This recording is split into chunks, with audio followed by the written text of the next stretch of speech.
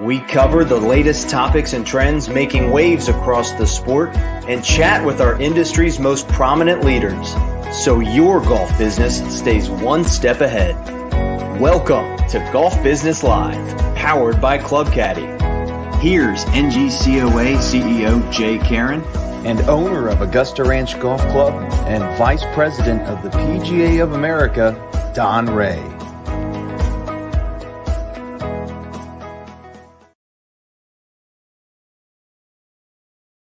Well, good afternoon, everyone, or evening for our guest that will be coming on soon. Welcome to the August 2023 episode of Golf Business Live, powered by our good friends at Club Caddy. Thank you, Jason Pearsall, and your team for sponsoring and supporting this show. It's a show where we discuss the happenings on the trade side of the golf industry. I'm Jay Karen, CEO of NGCOA, the ham to my egg, Don Rea, Vice President of the PGA of America, owner of Augusta Ranch Golf Club. How are you doing, Don Rea? Doing great. I've been all over the place running around today here at Augusta Ranch, but I'm ready for the show today, Jay. Oh, very good. For all of those that'll be watching the show from home, whether it's through YouTube, Facebook, LinkedIn, or I guess X. We don't call it Twitter anymore. Interesting. Got to update that little logo on the bottom there, Taylor. I see little birdies. Needs to be an X.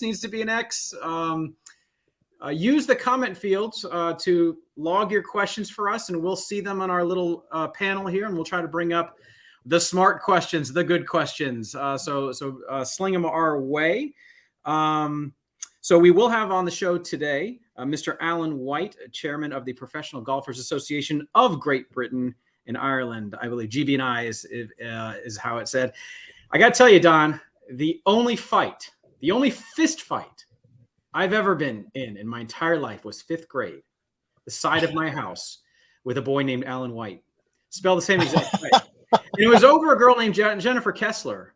Alan made fun of Jennifer, and I would not stand for that. And so we scheduled a little fight. And Alan and I became close friends. He's a great physician and a great dude after all these years. But I will tell you, Alan White triggers things in my brain, and we'll bring on Alan. It'll be a friendly show. It won't be a fight. So I look forward to Alan coming on the show in a little bit. So why don't we start with, where have you been, Carmen Sandiego? I mean, Donnie boy, where have you been since our last show? I got a couple things I'd like to share where I've been as well, but let's hear where you've been. Talk to us. Yeah, it's almost hard to recap everything. And yeah, I'm excited for you to meet Alan White. You know, since I met him really as a professional, as a fellow PGA member, right? I mean, they're the original PGA, and I'm excited to have him on the show today and ask him some questions about all the things that are going on. But for me, I actually just saw Alan. You know, I was at the Open Championship in Hoylake, and the PGA World Alliance met, which everybody probably saw the press release yesterday of a letter that we all agreed upon, 2-3 weeks ago when that happened. But the week before that, I'm on staff with Callaway. I love what Chip Brewer and Callaway's doing with obviously Top Golf and Top Tracer. And so I did get to spend some time playing golf at St. Andrews, played the old course for the first time in my life, which I'll tell you what, as a golfer, it is it has to be a bucket list thing. It's truly kind of spiritual a little bit of the game of golf to walk on those grounds and get to play it. So, that was a cool experience. Obviously the British Open was great. Brian Harmon winning it, what is he, 5'8", 150 pounds or whatever. That's exciting. And then I was in Jacksonville for the District 13 meeting, which is South Florida, North Florida, and Georgia. That was cool, talking to members. It was interesting. I had a board meeting for the PGA of America while I was sitting in the boardroom of the PGA Tour, because Derek Sprague hosted our District 13 meeting, a past president of the PGA of America who runs TPC Sawgrass. So it was kind of weird to do a PGA of America board meeting from the PGA Tour board room there at TPC Sawgrass. And then I was just in Hot Springs, Arkansas, for the Junior PGA Championship, where we crowned two champions. Little Miles Russell, who might be like 5'5", Brian, he's shorter than Brian Harmon, thinner than Brian Harmon, all of 14 years of age, and he beat the best juniors and senior golfers, most who have committed to D1 schools, and he beat them all in that week. So excited to now see the Junior Ryder Cup team, which will be announced at the end of the month, that they'll be at Marcus Simone Golf Course with us for the singles matches of the Junior Ryder Cup. But yeah, just taking a breath. And then just yesterday, I don't know if you can see it on my nose, I went for my annual checkup, and I There was a little bit of skin cancer right there, and my doctor did a little nitrogen something on there, and I said, trigger happy. Yep. I have a huge podcast tomorrow, Doc. I mean, make sure. And he goes, no, you should be fine. But then I woke up with this red thing on my nose. But so get checked. Make sure you wear your sunblock. And then as far as Augusta Ranch, it's 115 for like the 30th straight day. But people are still in Top Tracer. It's the greatest thing ever. And that is my recap. How are you keeping them cool? They keep themselves cool by drinking cold, delicious beverages, Jay. This is how they keep themselves cool. Hydrate. I have no misters. They stay hydrated with whatever delicious beverage they like. We are open at night, but it's still 100 degrees at night. But they're coming out as families. Has it slowed down? Of course it's slowed down. But June of last year I did 7,000 in range revenue. This year we did 27,000 or something. So people are playing it and they're having fun and they figure out a way to stay hydrated because they just got to get out of the house, whether they like it or not. No one wants to be inside. Mm. Well, here in Charleston, speaking of interesting tournaments, we had the USGA Championship, the US Junior Am. The boys Am was at Daniel Island Club just down the street here. And I got to watch some stroke play on the first day of competition. Talk about an exhausting week for these kids. Holy cow, stroke play, then match play, and it goes into the 36-hole final. What a week for these kids. So it was fun to see a championship here on our home turf here in Charleston. So that was great. So a few weeks ago, we had our MCOR event in Monterey, multi-course owners and resort operators. We had a fantastic turnout and discussed a lot of high-level things happening in the industry, from what's happening on the finance side to golf entertainment, where we are today with the Top Tracer range stuff and the simulators. And Greg Nathan was there from NGF, gave a great recap of kind of the big metrics and what's happening in the industry. And I closed out the day with a Q&A with Dr. Tyler Goodspeed, who was President Trump's chair of the Council of Economic Advisors. He was in the room basically building the economic response to the pandemic. He was part of the crafting of the 2017 tax reform bill, which I had a lot of questions for him. Don, you'd be proud of me on this one. I'll bet you did. Oh, the elimination of the business entertainment deduction. We talked about that a little bit, and some other things. So it was very good. And we convened the executive roundtable for the first time in many years, which is the CEOs of the largest of the large, to discuss many industry issues. So a great event. I quickly went from MCOR to the board of directors meeting of the U.S. Travel. Oh, there I am with Dr. Goodspeed. So I went to the U.S. Travel Association Board of Directors meeting. Golf. I kind of represent the golf interests and golf industry with the U.S. Travel Board, since billions of our economic impact in our industry is touched by travel and tourism, as we know. So I was there talking everything from visa reform, getting more international travelers to the United States, infrastructure in America, a lot of interesting things happening. H-2B visas was a big issue there as well. So we talked to them about that. And then I just got home yesterday from, you're going to love this one. I think you saw it on LinkedIn. The American Society of Association Executives, the Association for People Who Run Associations. That is my crew, right? That's my crew. And we just had, I was there 5 days in Atlanta, Georgia, meeting with thousands of association professionals from around America and around the globe, getting better at what we do. And we even have our own lobbying efforts in Washington for the association world. In fact, one that intersects with golf nicely, and I brought to the table in golf, is this bill to allow Americans to use their 529 college savings accounts on professional certifications. In fact, they're trying to change the naming of this to career savings accounts, not just college savings accounts, because it could fund how many, future PGA professionals, superintendents, irrigation technicians that just want to get that certificate, whatever it is, that you could use your pre-tax savings towards these pursuits. So very excited to advance that. We have over 500 associations signed up to support that particular piece of legislation. Oh, there I am with the ASA board. I'm on the board, and as you probably saw yesterday, I got elected as the secretary treasurer of the board. I kind of follow in your footsteps, Don Rea. It's very similar. Once I become secretary, then I become vice chair and chair of this organization in a couple of years. I have a question. Yes. So let's be honest. If you got a bunch of people who run associations all get together, you have to be complaining about your boards of directors and how hard they're to deal with, and the president did this, and I don't know why they don't listen to me. Come on, man. You had to be complaining about your boards. Not at all. We complain about the members. No, I'm just kidding. No, well, that's so funny. I mean, I'll tell you what, Don.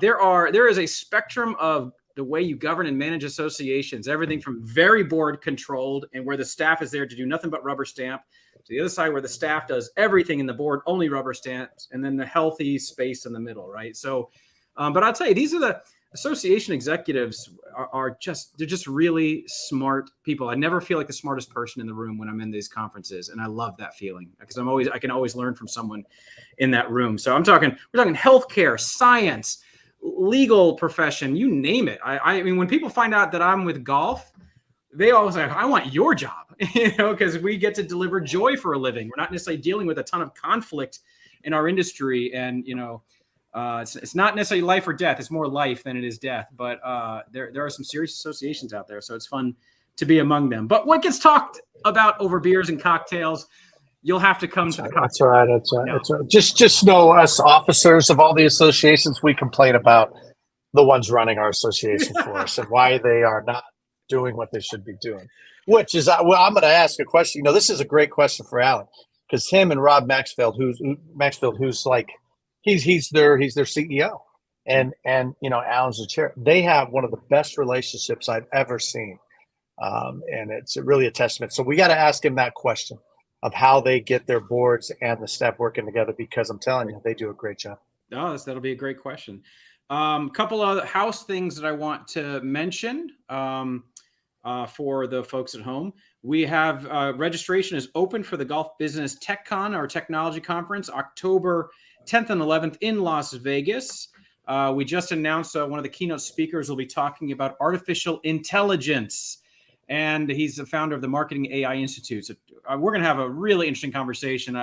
This dominated the conversation at the association conference as well, Don. How AI is going to impact associations. This is going to cut across every industry you can imagine. So we're going to have a conversation about that in Vegas, about how it's going to impact the golf industry. Very much look forward to that. So make sure you register today. Also, we will have the following day on October 12th will be the Colorado River Basin Water Summit for the golf industry as well. We've talked about on the show how precious water is to our industry and how we have to do so much work to prepare for the future. We're going to have a lot of government officials, folks from the industry, the golf industry there. So we now invite you to register for the Water Summit. And Don, maybe spread the word to the district that's out, the district or districts out west, to make sure we get the PGA professionals there, or those stakeholders, because we're all in this together. Yeah, the superintendents are on this like crazy, right? Red Evans and GCSA certainly on this. USGA, Southern California Golf Association, PGA is coming as a sponsor as well. But you know what? This is going to take a lot of political capital, as you know, political influence. And so it's going to take the PGA professionals and the owners to be there in concert with everybody else to make sure that our case is made for water rights and access to that in the future. So I know you'll have a lot of things to talk about. You know this issue very well. You've fought these battles. So and you're going to be there, aren't you, Donnie? Oh, I'm there for everything. Yeah, no doubt. I mean, the Arizona Alliance for Golf, Greg Rea, who owns a few golf courses out here, he's basically he got the Arizona Alliance for Golf going again. Go to that website and see what we're doing. I mean, we are not playing defense here. We are on the offense of explaining how good golf is for any community, and that this resource, we steward it better than anybody, and that it's a vital source of economic impact to any state or city or community that golf courses reside in. So yeah, I'll be there touting everything that the PGA member wants to do. The PGA is getting involved in this. The Southwest section of the PGA of America gave a donation to the Arizona Alliance for Golf. They're all in. Jeff Lessig, our district director, represents this area, will be there for sure. And no, we're in there with you, man. We understand that this affects jobs, which means it affects the 29,000 that I represent. Yeah, good. So we're looking forward to hosting these events. Really important. Both of them are very important events. Also, owners and operators, be on the lookout for the 2023 Pulse Report survey coming soon. We need your input on what's happening at your facility. How are you feeling about the golf economy? How are we feeling a couple of years now after COVID and so forth? How are you feeling about technology and employment issues and so forth? Trying to take, everybody's pulse and see what's changed over the last year. What's new on the radar screen? Artificial intelligence. How do people feel? Taylor, if we don't have a question about that, let's make sure we do. Like, do they care about it? Are they even aware of it? Do they have any idea what impact AI might have on the golf operation, and where is that on their radar screen? We might find that 1 in 10 are even sniffing this at all from operator standpoint. A year from now, let's see if it goes to 2 out of 10, 3 out of 10. Be interesting to watch the rise of interest as we take the pulse of the industry with our report.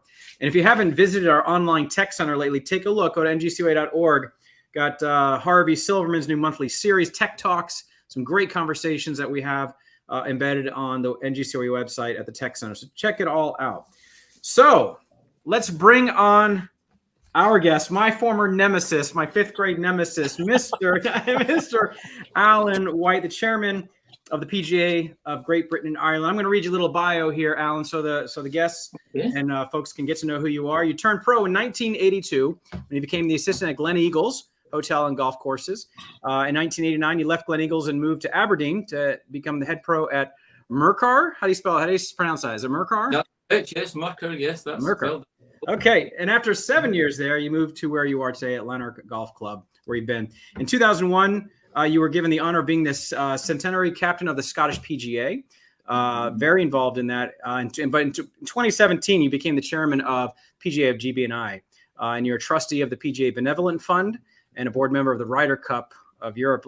Really want to. We have a little competition coming up. We cannot let this conversation go without having a little discussion about that. But you are a golf coach and you teach golf, right? I mean, these are that's what I love about the PGA and NGCOA is that we come and we discuss these big cerebral issues, macro issues impacting the industry. Then we go back to our day jobs, and you're teaching folks how to play golf, and I love that. I love that we have this kind of dynamic.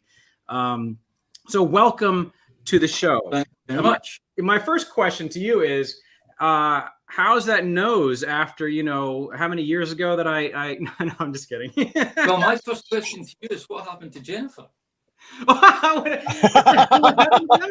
Well, Jennifer, I still keep in touch with Jennifer, actually. Yeah, so I'm going to see her at a concert this fall in Atlanta, Georgia. So yeah, defending her honor apparently paid off, and we've been friends for many, many years. So I'm glad you were concerned. Thanks for your concern.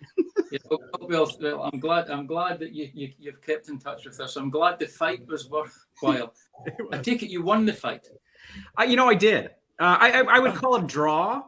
But I had it was probably a draw, I think, but I had the honorable intention. I had the more honorable intentions, so I figure, that's a victory, right? So even if I lost the fight, I would have won the war. Oh, right, okay. Well, thank you very much for having me along today. I've been excited about it all day. I've been having trouble concentrating on my coaching because I've been excited about seeing Don. Don has a very infectious personality, I have to say, so it's always good to be around him. Yes, well, tell us a little bit about, Alan, tell us a little bit about your role with the PGA. Give us a sense of the organization itself and, the history and the things that you focus on today.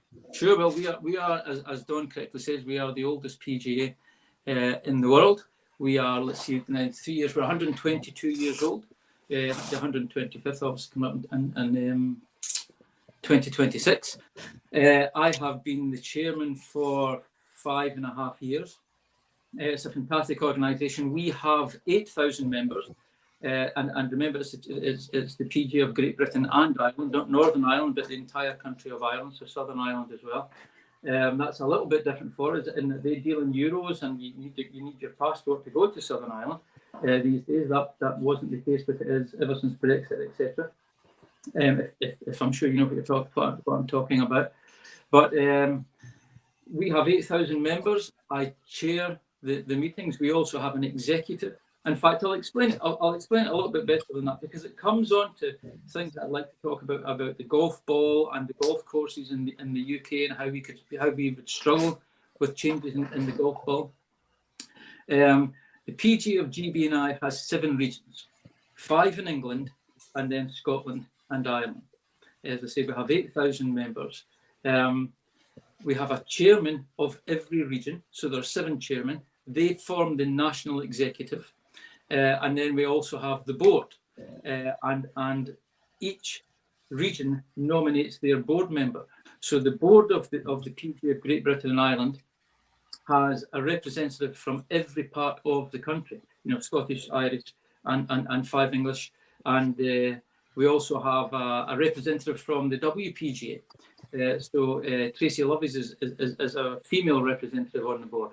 So there are 8 people on the board, and then 9, which include myself, which I chair the board.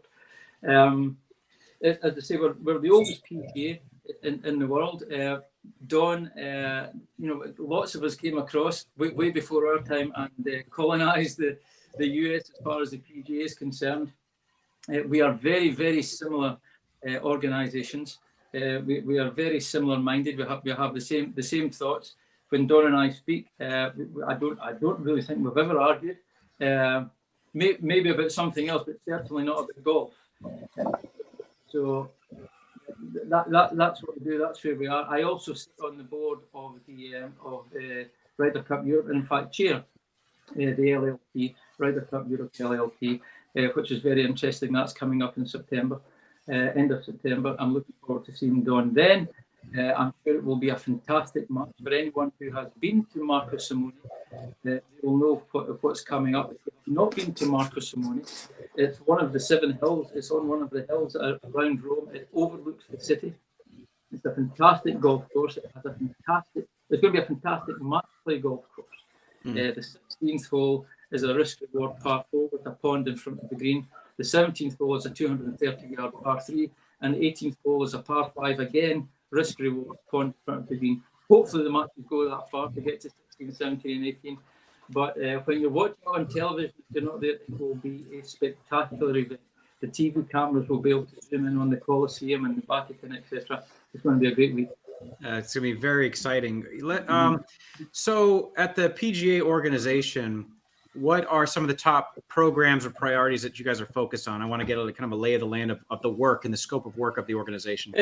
We work again, like all the PGAs around the world. We work on growing the game. That's probably one of the most important things that we do. We grow the game. We work with many people in the golf industry. PGA pros, Don, I am sure tells you every month, but PGA pros are the workforce of the golf industry. We're at the coalface. So we work very, very hard on training our trainees, our assistants, and turning them into proper PGA professionals. So they are very rounded individuals. They can all coach. They can all run businesses. They can all talk to people. They can all find out what the heck's going on in their lives. Never mind in their golf game. So that's really what we concentrate on is growing the game and turning out the absolute best PGA professionals in the world.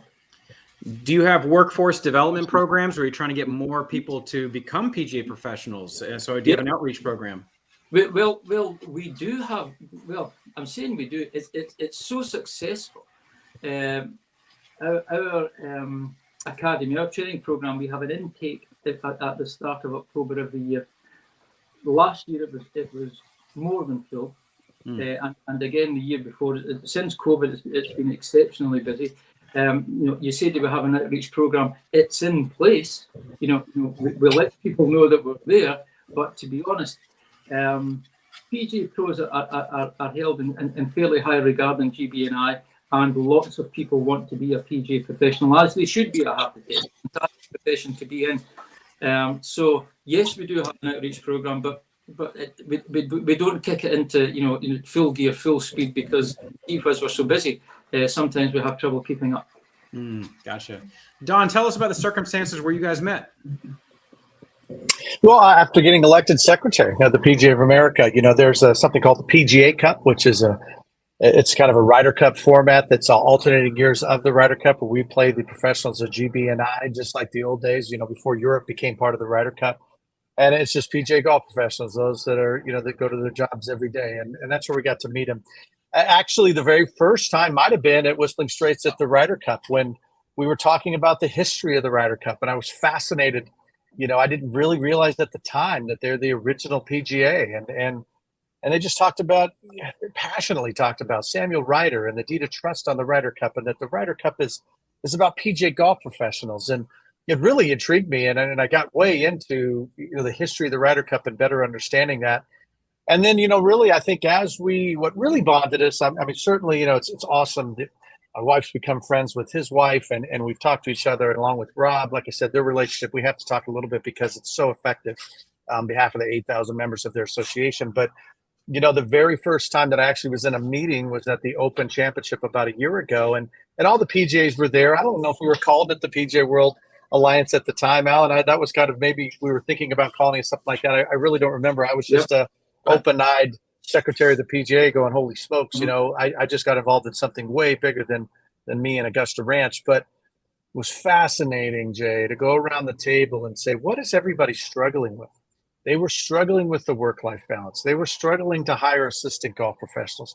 We were struggling in ways of yes, to get more golf professionals, but to make sure we don't lower the bar when it comes to playing ability, because that's the one thing that separates us.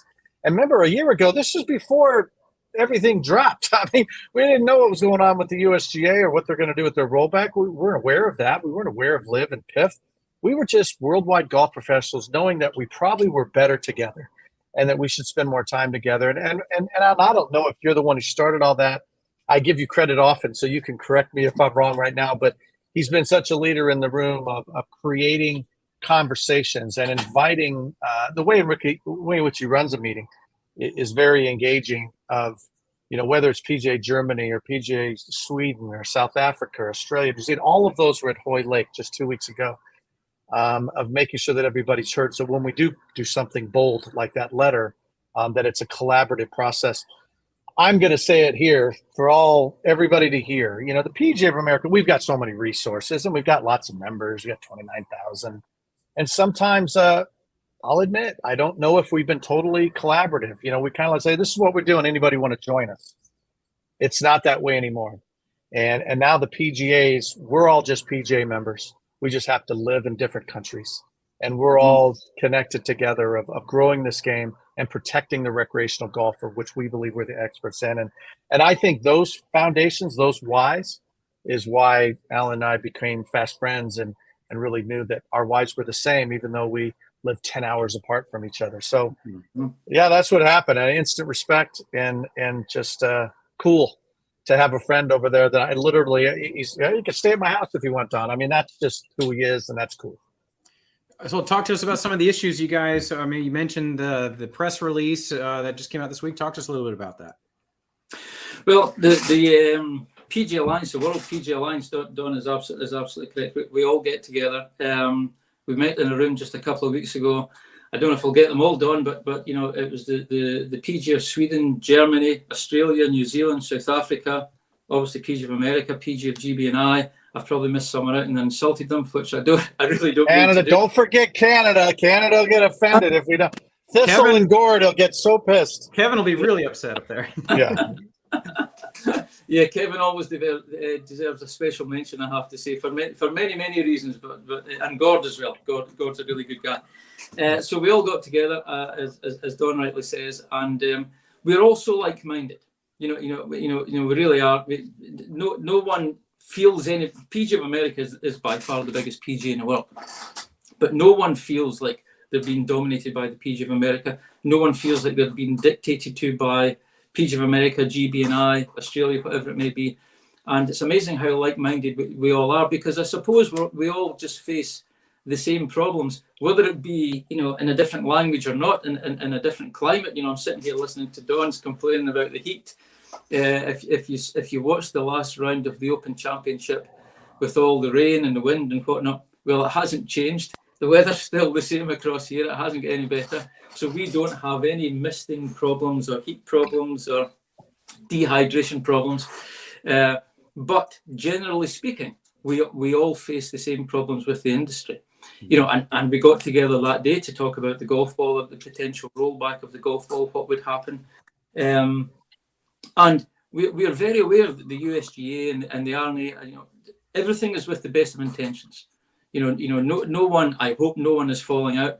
We're not at war with anyone. We're not fighting with anyone. Everyone is doing what they think is the correct thing for the game of golf.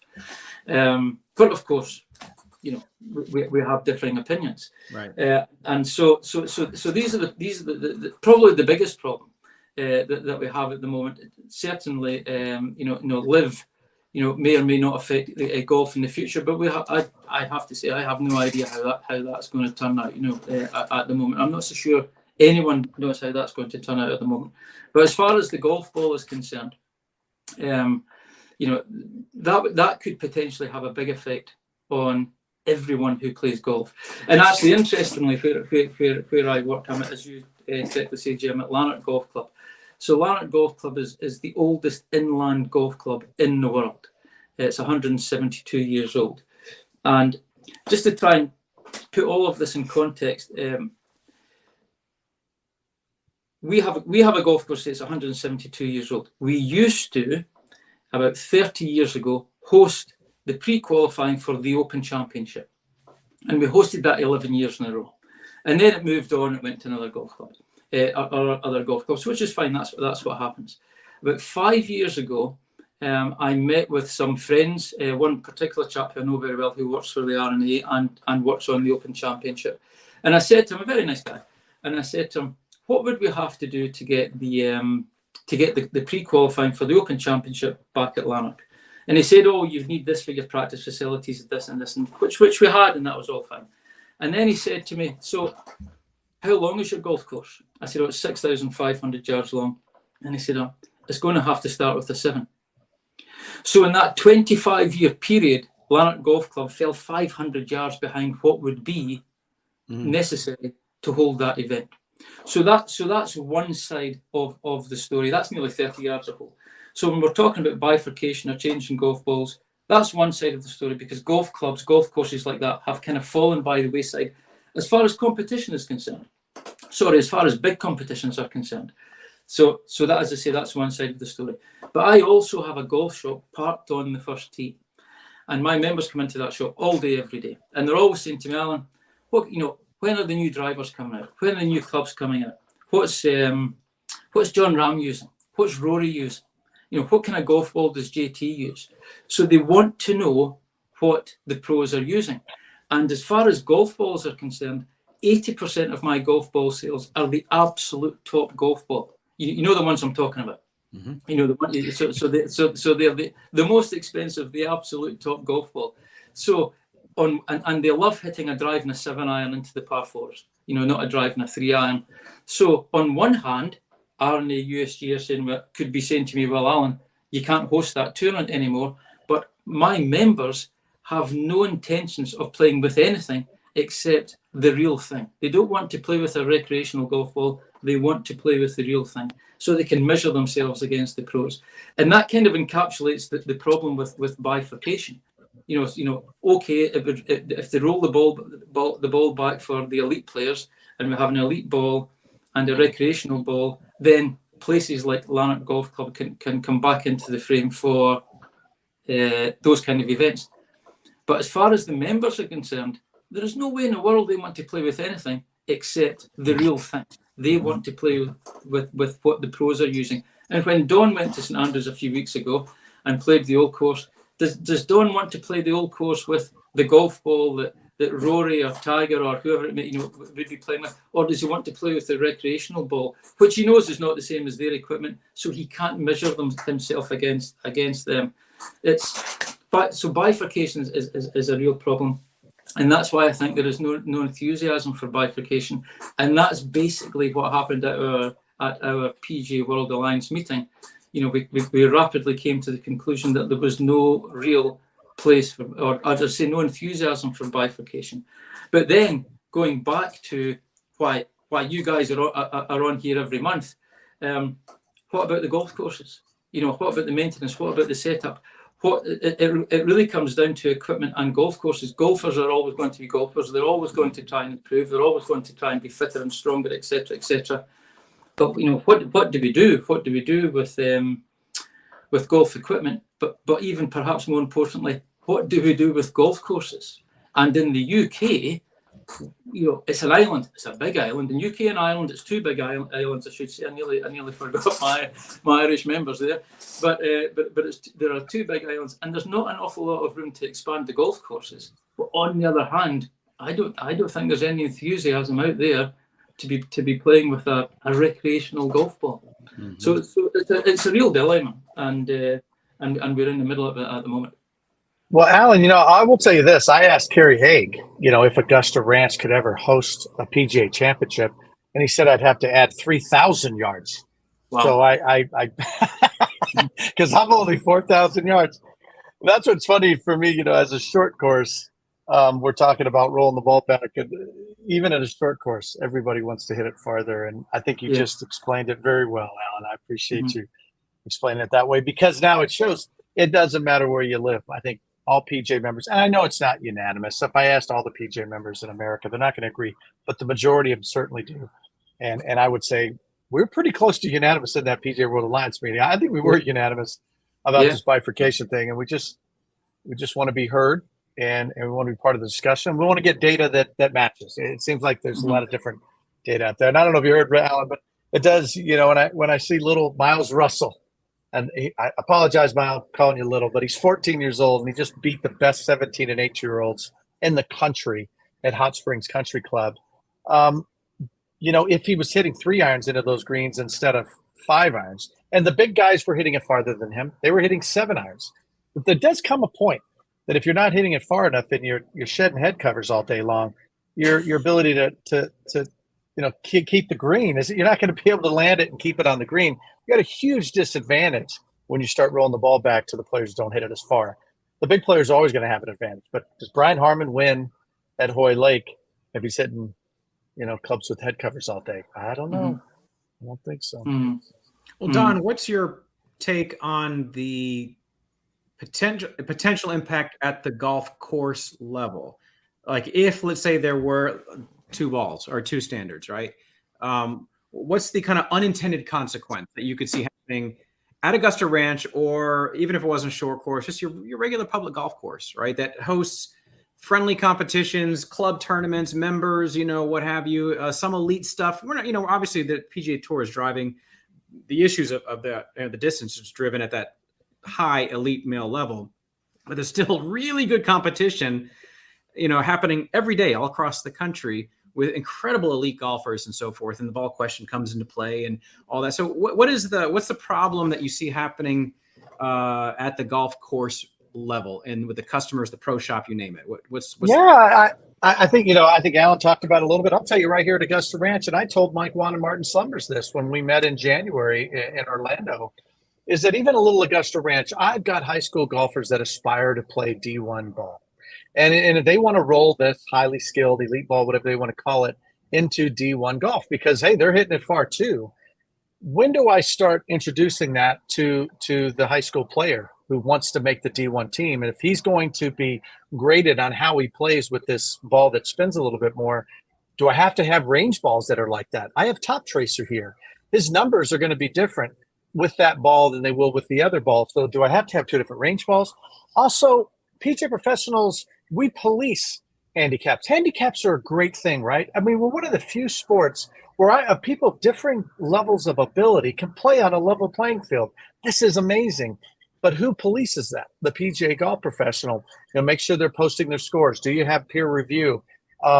What if you're using this elite ball to post a bunch of scores because your handicap's going to be higher because it's not going to go as far, and then you play in my men's club championship and you use the regular ball and you win by 5 in your flight? I worry about that. I believe that we are on the forefront. Once again, like I said earlier, we are the experts on recreational golfers and recreational golf because we just touch it more than anybody else. I know we're a professional organization, but don't get confused. The RNA and the USGA don't do a lot of teaching of amateurs. I know what Mike Wan's trying to do with his USA Academy. I appreciate all of that. At the end of the day, we're the coaches of the world, and we're the ones who get people to watch golf on television because we get them to love the game so much that they'll watch it on television. And so I think how it affects me as a golf course owner, do I need 2 sets of range balls? Do I got to get my course re-rated? Because now it's going to play different with that different ball. Who's going to do all that? And in the meantime, golf is booming. And I want great stories of what we're doing right now with mental health, physical health, family health. It's an amazing time in our game. And we have this terrible distraction of rolling the ball back and how it affects and what bifurcation even means. I asked 5 of my members today, do you know what bifurcation means? 3 of them knew. The other 2 are like, I have no idea what you're talking about now. And so they're hearing these terms, And so on television, when they turn it on, they hear about Liv and Piff and all these other letters. And then they're hearing about rollback USGA. And they just want to love playing the game because they're digging it. But yet the storyline is, I have said this before, but I'm so tired of talking about men and women playing golf for millions when we have millions of men and women playing golf right now. And we got the wrong storyline, Jay, and it's driving me crazy because this game that we love is booming. Let me ask you a couple questions. Maybe play devil's advocate a little bit here, just because it's a show. That's what we're supposed to do. Bring it. You're a baseball guy. Yeah. Major League Baseball, wooden bats. Everywhere else, it's aluminum bats. So, and baseball seems to be okay with that. So why can't golf do the same thing? Well, because baseball started that way, right? And I think there's a cost issue to college baseball not going to wooden bats because wooden bats break. I think that at the end of the day, are they making I think when I was looking at, basketball's hard. I can't dunk. Should they put the basket to 8 foot so Don gets to dunk? No, Don's got to learn how to shoot a 3-pointer. And that's the way it's got to be. As far as baseball, they haven't changed the strike zone. They've modified the height of the mound. But at the end of the day, Major League Baseball has its own set of rules. They have the wooden bats, and it is what it is. And everybody in the NCAA aspires to play at the Major League level to hit with a wooden bat. But in golf, you get to do that already. That's the beauty of it. You don't know if you can hit a home run at Yankee Stadium or Dodger Stadium, because if you do it with the aluminum bat, you kind of cheat it. But if you use the bat that they use and you hit a home run, you actually did hit a home run with the same equipment that the Major League Baseball players had. And that makes you feel like, wow. And then golfers get to do that every day across the nation. And I don't want to steal that from them. I think you've got an excellent point there. And again, you played at the old course at St Andrews a few weeks ago. So you played in that stadium. I don't know very much about baseball at all, but how many people walk into Yankee Stadium every day and get to hit baseballs? I can't imagine it's very many. But at St Andrews, you put your name in the ballot and you get out on the golf course. So, golf is one of those. Golf is unique in that everyone plays on the same stage. Everyone plays on the same stage. I'm sorry. No, I was going to say I made birdie on 18 at the old course, right? And I didn't hit the same club. It was only birdie I made all day, but I got a little ovation for the people. It was the greatest day of my life, believe me. Rain was coming down. It was like perfect. But I didn't hit the same club into the green that Rory hit or anybody else hit, that year. But I got a birdie on the old course with the equipment that I had, and I was doing the best I could with the equipment I was giving, which is the same equipment they used, even though I don't hit it as far. Don't take that away from me. Right. And to your point, Wimbledon's Wimbledon. You're not playing in grass courts across the world, but the U.S. Open in tennis is played on a hard court. That's just it'd be a shame to take that away. It's the thing that identifies us in our game. That it's just like the rules, right? You got to call rules violations on yourself. I saw it might have been Jeff Shackelford, who I think is in favor of the model local rule. I think he said something like, don't fool yourselves thinking that the PGA Tour players are playing the same equipment as the rest of us. So let's split that hair for a second. But we're all playing under the same equipment standards. They might have equipment that has been customized or whatever it might be for that elite game. And what was it? Bryson used some driver that was really meant for long drive contests, but I'm sure it still fell within, well, I don't know what live golf rules are, honestly. I'm catching myself here, honestly. But if he was to use that driver, in a event that, that involves the tour, the PGA or whatever it might be, it's the same equipment limitation standards. It's not the same equipment necessarily, right? And that's, we should split that hair so people understand that, that there is different equipment in the field today. There are different kinds of golf balls that some might have a different feel or what have you. So that's one of the other arguments is like, oh gosh, we're gonna have to sell another whole second golf ball on the retail shelves, when someone said, well, we already have all kinds of variations of golf balls. So what's the matter with adding one, right? So again, I'm just stoking the fire here a little bit just to see, because we haven't had this discussion online. So, is it, well, let me, actually, I see a comment that I want to bring up. So our first comment on LinkedIn, since we started kind of going live on LinkedIn, our good friend Kevin Carpenter, you tell me what he thinks here. I already can't relate with the program. I can't hit it over 300 yards, etc. Shots that are memorable, our approaches, putts, chips, not bombing and gouging. I'd like to see Augusta introduce their own ball for the Masters and see what happens, my opinion. For one club in one tournament to have its own ball, and I mean, it's their tournament, right? It's an invitational. They get to do kind of what they want there if they want to, I suppose. But has that even ever been discussed in the secret halls of golf, Don? Like, let's let just a couple of these clubs have their own ball? Well, hey, Augusta's going to do what Augusta wants to do, and God bless them, right? It's an amazing place. I don't know what they're thinking about there, but I do know that it'd be difficult, right? I mean, now they have, there's amateurs from around the world that get to play at Augusta. And so then they would have to, I guess, get used to that ball before they played it, because they would not be familiar with the gaps of their wedges and how far they would hit it. And let's be honest, Augusta has a little bit of an advantage where they can buy some real estate, and they've lengthened the golf course, and they stayed true to the original design. And I think that's great. But I don't know if Augusta will do it or not. They're obviously watching the comment period just like we are. The USGA and the R&A are doing their thing, and we'll see what Augusta National decides to do after the R&A and the USGA decide what they're going to do. But, we have a great relationship with Augusta National, and we're just going to say our piece, right? I think Alan said it the best. And should they use their own ball? I don't know what Augusta's going to do. I'm not even going to try to comment on that one, because they're super smart over there and they do things for the right reasons. And I think they would always think very hard about the impact it would have on all the golfers in the world, just not those that play their great tournament. And I think they take that seriously, that they know that what they do at their own facility, even though it's 1 week out of the year, impacts how people view golf. And that's the beauty of what they do. We got another comment here from LinkedIn. Tell me if this has caused waves. Because, this, we got the PGA Championship uses rangefinders, allows the use of rangefinders. No other pro tournament allows it. I never have asked you this, Don. Like, how does everybody feel about that when you've got a little bit of, an advantage to a certain degree by using rangefinders? And is that kind of a foreshadowing for more problems if there are introductions of more different standards for, different things happening at the elite level? When we voted on that, I was on the board at the time. We decided to allow that, and shorts, by the way, in practice rounds, which is never allowed before. Now, why would the PGA Board of Directors do that? It's because we're all PGA golf professionals, and we just want to grow the game. And people playing in shorts is okay. People using rangefinders at Augusta Ranch or at Allen's course is okay. And we use the same set of rules for every PGA tournament that we do. The Junior PGA Championship that we just had at Hot Springs, or the PPC, our PGA Professional Championship, all the qualifiers of our sections that lead into the team of 20, the Corebridge Financial Team of 20, we're playing the PGA Championship.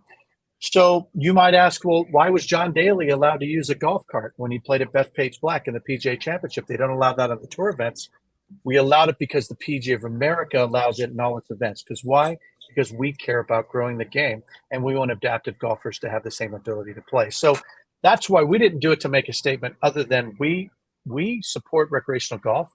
And if amateur golfers would use rangefinders, pace of play would increase, which makes Alan and I very happy. I think that's exactly right. We have, in GB and I, we have exactly the same rules. We allow shorts in practice rounds, and we allow rangefinders. The thing about a rangefinder is we only allow the distance. We don't allow the rangefinders that measure the slope, and neither does PGA of America. So actually, all you're doing is getting the figure quicker. If you have a yardage book, you have exactly the same figure, but it could take you 60 to 90 seconds to work that one out. And if you're not very good at counting like me, it could take even longer. But if you get the rangefinder, you get it right away. So it's not different information that you would have in your pocket in your book anyway. Alan, let me ask you a question about the Distance Insights project that USGA has. There's the one side of it we just talked about. The other side of the Distance Insights project, which I've been personally involved in, has to do with the recreational golfer and getting them to play the right set of tees. So there we have the opposite distance problem, in the sense that they're not hitting the ball either far enough, or they're playing a set of tees where they need to hit the ball farther, or they need to move up a set of tees. And we find that, I don't know, like an unbelievable amount of percentage of golfers are really playing the wrong set of tees for the maximum enjoyment. I mean, there's a challenge and enjoyment intersection here. You know, you got to kind of try to balance, figure out what is enjoyable, but still gives me the challenge. And so what we're trying to do in America is get more golf courses to have a system, not just data, but it's cultural too. It's about getting the PGA professional and others talking to the customer about how do we determine what really is the right set of tees? Because there's so much psychology involved here. There's data, what have you. Is there anything happening in the UK or in Europe that you're seeing where there's a similar movement about trying to get golfers to play maybe up a set of tees? Yeah, we're in exactly the same position, I have to say, and it's more of a certainly for it's not a female issue because they play off the tees they've always played from. We, and I'm sure in the US you've done the same thing. We no longer call it the ladies' tees. You know, it used to be the ladies' tees and then the tips and whatnot. It's just, you know, whatever color it may be. You know, it's red, yellow, white, blue, and every day it's a conversation that we have every day. Why red tees would be, to be honest, would be the old ladies' tees. Yeah. You know, and we'll say to people, why don't you play off the red tees? And they look at you and they're horrified when they look at you because you're suggesting that they play off the forward tees. But in fact, they're going to enjoy themselves more. You know, and as golf professionals, Don and I'm older than Don, but you know, we've done the thing where we've played off the tips or played off the back tees, and it finally dawned on us that in fact, if we play off, you know, some tees a little bit further forward, we enjoy ourselves more. And the handicap system allows for that. Going back to, you know, bifurcation, and do we need bifurcation if we have a handicap system? You know, I don't think we do it. It goes back to golf courses again, but that's a slightly different discussion. But yes, we're having exactly the same issues. As I say, it's a conversation I have often. I never, when I go in one golf course, play off the back tees anymore. There's no need. Played off the red tees, and I've got to be honest, really, really enjoyed myself. It makes it a different golf course, a different challenge. But are we having any real success with it at the moment? Probably not, to be honest. Well, we're at the beginning years on this kind. It's an evolution thing. I mean, it's harder to change culture than anything. You know, in culture and behavior and psychology, that's really what's involved here. I would offer courses that you talk to a bit of a next step beyond just removing the gender marker on the tees, is even changing those colors from red, white, and blue to other colors, so that, because as you said, move up to the red tees. Those have been playing golf a while. They associate with ladies tees, even if you took ladies off. So they've got that hang up already. Where I played golf at Hammock Beach on the coast of Florida several years ago, and every set of tees was a Roman numeral. So you were forced to do the calculation of what distance do I want to play here, and regardless of color. And I'm not going to have any psychological hang up of what color tee I should play or not. It was Roman numeral tee, and I thought, brilliant. That is brilliant. And so I think more courses should continue doing that. I think I got a great, we got our old friend Art here from on LinkedIn. I love this. I love what Bryson said about playing the forward tees as an amateur to be comfortable scoring low. So it helped him tremendously with shooting his 58. Wow. Right. I mean, let's get people playing and feeling that bit of success by playing even not just the right set of tees, forward set of tees, and then moving backwards. Don, do you guys have in the PGA of America any kind of teaching curriculum that encourages even new golfers, adult golfers? Let's not start at the white tees. Let's start at these green tees that are way up. I mean, is there any movement to try to get even the new adult golfers? I know there's a lot of that for the kids that just simply can't hit it as far. But when you have someone who might be 40, who might be athletic, taking up golf for the first time, are they jumping right to the white tees, or why shouldn't they be in the green tees? Well, this is why you hire a PGA professional to be your coach, right? Because that's what we ask you first is how far do you hit your 8-iron or 7-iron, right? And then gauge how often are you hitting that in the round. I love what Operation 36 does, right? Where are you going to shoot 36 and what yard out, and you work away from the green. Every good PGA member wants to get you on the golf course so he can show you, or she can show you, where really truly where your problems lie. They all want to hit it harder. You know, we shouldn't be teaching them what they want. We should be teaching them what they need. And I think both of our associations have done a great job of doing that. Of every driver, hey, I want to work on my driver today, coach. We're not going to work on your driver. Your short game is terrible. But the key is what clubs are you hitting in? If you're seeing Rory and Scotty and JT and Jordan routinely, when you watch them on Saturday and Sunday, hitting 8-irons into greens, they're hitting wedges into greens. Okay, are you hitting those clubs into greens? And this is what PGA members ask our players all the time. What clubs are you hitting? Because if you're hitting 5-irons in, The reason you're complaining about the greens not being soft is because your angle is no way, and you're not spinning because you're hitting a 5-iron.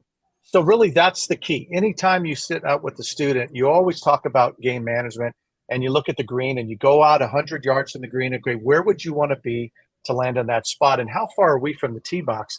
Because what's your favorite yardage and where you got to be. So I think we've always done that. We really don't need curriculum to do it, but I would say we teach all of our PGA coaches the same thing of let's get them playing the tee so they're hitting the approach shots with the same clubs that the players are using. And then if you hit it farther, you can move back. But that's the problem, is not enough people have PGA professionals coaching them, Jay.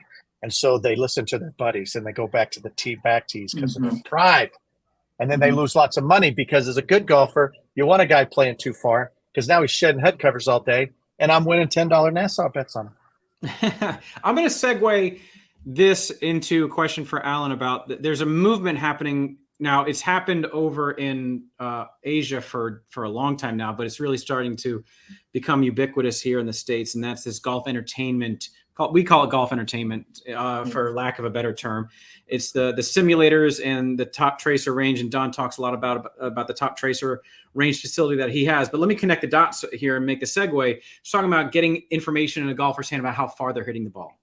And unless they scheduled a lesson with the PGA Pro or go to one of the retail places, the Golf Techs of the world, or whatever, and they bring out the technology and they sit there and they watch them hit, and they can tell you, oh, you're hitting your 8-iron 142 yards. You thought you were hitting it 155. They don't have access to that readily right now. Most golfers don't. But as the Top Tracer ranges infiltrate the driving ranges out there, then people will be going on their own and they can start hitting the ball and looking at the screen saying, wow, look at how far I hit this ball. And then they get that knowledge, Don, to what you're talking about. They can get the knowledge themselves in this sense. So is it starting to catch like wildfire in Europe, this golf entertainment? And that's where, indoor simulators and outdoor gamification along the range and so forth. Is it catching fire over there like it is here? It's exactly the same. About 40 minutes from where I'm sitting right now, we have a Top Golf. There would be other ranges around us. There is not a range around me now that does not have Top Tracer or Track One, in all of the bays or whatever version of that it may be. People have become obsessed with it. Actually, I would say it's gone the other way. It's really interesting because what you said is absolutely correct. People think they hit it 250, 260 off the tee, and they hit it 210. And in my swing room, where I do my club fitting, I've got it all pinned. It's all on the wall. If your club head speed is 90 miles an hour, the laws of physics dictate that you cannot carry the ball 240 yards. So you have to put it on the wall, and okay then. So they understand that. But within a matter of a couple of years, I think we will be beyond that. Because Top Tracer is fantastic. It's great watching. Top Tracer has been great for golf on television, I think the television audiences are up, and it's partly because of Top Tracer. They can see where the ball goes and how much it actually moves in the air. They don't all hit it absolutely dead straight. And the other thing is, they all get to know how far they hit it or how far they don't hit it, as the case may be. But yes, I'm in Scotland here. I'm kind of south central Scotland. There is barely a driving range that doesn't have some version of Top Tracer or indeed Top Tracer. And as I said, Top Golf's only 40-45 minutes away, and it's full all the time. Excellent. Don, any closing questions or comments for Alan on the show today? We're coming up on the hour. No, he just, we didn't get into the Ryder Cup stuff. This man treasures the Ryder Cup more than anybody. And he was afraid we were going to get into it too much, but hey, it's a friendly match between nations that expanded to Europe. And so when you look at the Ryder Cup, anybody who's listening right now, and you see that little guy who's on top of the Ryder Cup trophy, that's not Samuel Ryder. It's Abe Mitchell. And he's a PGA golf professional. And that's why Samuel Ryder put him on top of that trophy, is because Abe was one of Samuel's instructors. He wasn't the only one, but they forged a relationship. And that relationship happens between a PGA coach and their student. And so when you watch the PGA, when you watch the Ryder Cup, think about PGA golf professionals and think about no one's making money on this event. As the world talks about making money, no one's going to talk about money that week. And I just thank you, Alan, for everything that you've done to keep that protected. Your association and you personally And we didn't get into a situation with Rob, but it's Alan, I can't wait to see you in a month. Thanks for being on the show. Jay, I think we have to have him back at some point. Well, you know what? A post Ryder Cup, I think, would be a great little how did it go conversation, and we can get into the conversation about board and staff and how that's going. It will have very well, I'm sure. Are you guys going to have gifts that you have to exchange if there's a winner sending one, kind of gift and so forth? We have gifts, yes, but and they will be exchanged very cordially, I would say, at the start of the week. Start. I love this. I'm gonna close out our conversation just by commenting on a phrase that I'm using a lot these days, because we're talking about the RNA, the USGA, the tour. And it's like there's friction. There's this friction around these things, and no, there is. I mean, it's just that's a fact. And but I'm reminded, Alan, there's a famous congressman in the United States, and he passed away a couple of years ago. His name was John Lewis, and he was big in the civil rights movement here in America. He was one of Martin Luther King Jr.'s kind of men that helped lead the event in the 1960s of civil rights. And he had this phrase that he used in politics that sometimes you have to make good trouble.